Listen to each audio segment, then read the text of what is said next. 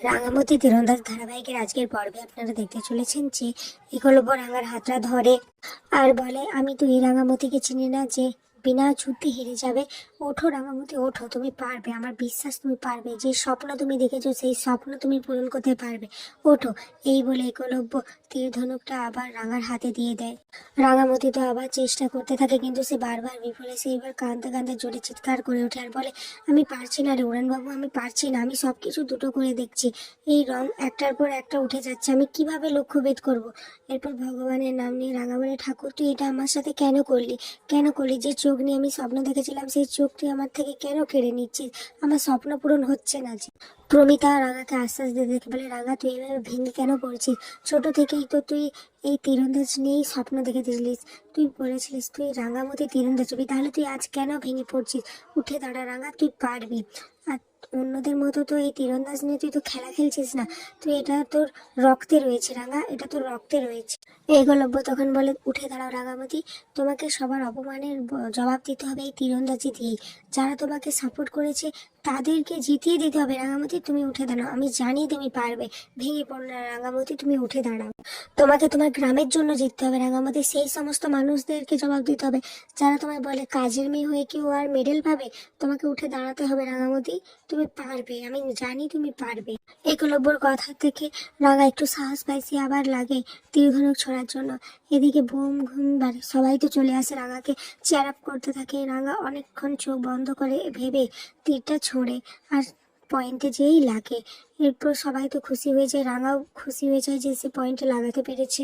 প্রমিতা ছুটে গিয়ে রাঙাকে জড়িয়ে ধরে বলে, আমি জানি তুই পারবি রাঙা, দেখেছিস তো একটু আক্কু রাঙা পেরেছে। এদিকে একলব্য তখন বলে, পয়েন্টটা 10 থেকে 8 লেগেছে, আর আমি জানি তুমি প্র্যাকটিস করলে 10এই লাগবে। এদিকে দেখা যায় আহেরি সেই লোকটার সাথে কথা বলছিল। সেই লোকটা আহেরিকে একটা ব্যাগ দেয় আর বলে, এতে 50 পিস ডায়মন্ড রয়েছে, যেটার দাম 15 কোটি টাকা, আর এগুলো তোমাকে পাচার করতে হবে। আহেরি তখন বলে, হ্যাঁ আমি আমার চেষ্টা করব।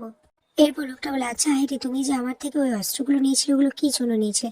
আর দোলের দিন যে সেই লোক দুটোকে চেয়েছিলে? আহেরি তখন বলে, একজনকে তার নিজের জায়গা বোঝানোর জন্য আমি এসব করেছিলাম। ওরা আমাকে বলেছে যে তুমি নাকি কোন একটা বাচ্চাকে জলে ফেলে দিতে বলেছিল আর একটা মহিলাকে জলের নিচে পা বেঁধে দিতে বলেছিল। কিন্তু আহিরে তুমি এসব কেন করছো? এগুলো তো ক্রিমিনালরা করে। তুমি তো এয়ার হোস্টেস, হ্যাঁ টাকার দায়ে তুমি এসব মানে আমার জিনিসগুলো বিদেশে পাচার করছো ঠিকই, কিন্তু তুমি তো ক্রিমিনাল নাও। তখন আইরি বলে, ভালোবাসা বোঝেন? ওটা বোঝেন না, তাই চুপ থাকুন। ভালোবাসা থাকলে না এসব অনেক কিছুই করতে হয়। এরপর আইরি তো ওখান থেকে চলে যায়। এদিকে রাঙা যখন তীর ধনুক দিয়ে পয়েন্টে মারছিল তখনই একলব্য ওটা ভিডিও করে নেয়। আর এরপর একলব্য ওই ভিডিওটা নিয়ে রাঙার কোচিং সেন্টারে যায়, যে সেখানে ডাক্তারকে দেখায়। ডাক্তারবাবু তো অবাক হয়েছে। রাঙামতি তখন বলে, হ্যাঁ ও এটা পেরেছে, ওর মনের জোর দিয়ে পেরেছে, ওর চোখের অবস্থা ভালো নেই সেটা আমিও জানি, কিন্তু ওর মনের জোর রয়েছে। এদিকে রাঙার কোচ তখন বলে, হ্যাঁ ডাক্তারবাবু আপনি ওকে দয়া করে সার্টিফিকেটটা দিয়ে দিন, ওটা না পেলে আমাদের ডিস্ট্রিক্টের টিমের কোনো চান্সই থাকবে না স্টেট লেভেল চ্যাম্পিয়নশিপে জয় পাওয়ার। সব শুনে ডাক্তারবাবু তো রাঙাকে ফিট সার্টিফিকেটটা দিয়ে দেবে। আর এদিকে নিশা এসব শুনে মনে মনে ভাবতে থাকে, ন্যাশনাল লেভেলে তো আমিই চান্স পাবো, রাঙামতি কিছুতেই চান্স পাবে না। সেই অস্ত্র তো আমি পেয়েই গেছি, তোকে কিভাবে মাঠের বাইরে বের করতে হবে। কিন্তু ওই মহিলা, সে কেন রাঙার ক্ষতি চায়? কি চায় সেই মহিলা? কি বা সেই মহিলা? পরের দিন সকালবেলা রাঙারা তো কম্পিটিশনের জন্য রেডি হয়ে যায়। এদিকে সভ্য সার্থকী সবাই তো রেডি হয়ে যায়। সভ্য তো একদম সেজে গুজে রেডি হয় রাঙাকে সাপোর্ট করবে বলে।